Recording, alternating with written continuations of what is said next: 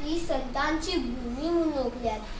त्यामध्ये एक संत एकनाथ नावाचे संत पैठणला राहत होते. एकदा काय झाले की संत एकनाथ महाराज नदीवरून स्नान करून ओट्यावर आले व ओट्यावर काही मुले होती. ती येणाऱ्या जाणाऱ्यांची चेष्टा मस्करी करत असायची. त्यांनी ठरवले की आता आपण या ब्राह्मणांची सुद्धा चेष्टा मस्करी करू. त्यातील एका मुलाने त्यांच्या अंगावर थुंकले.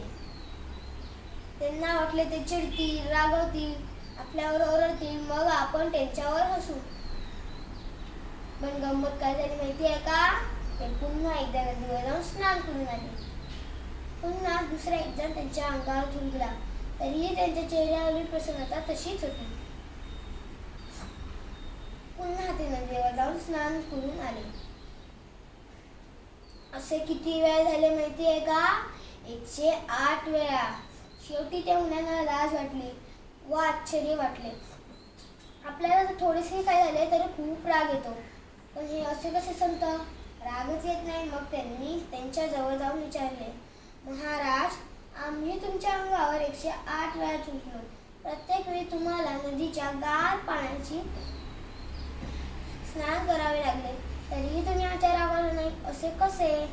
त्यावर संत एकनाथ महाराज म्हणाले, बाळांनो, तुमची काही चुकी नाही. तुमच्यामुळे मला 108 वेळा नदीचे स्नान झाले, म्हणजे एक प्रकारे पुण्यच की नाही.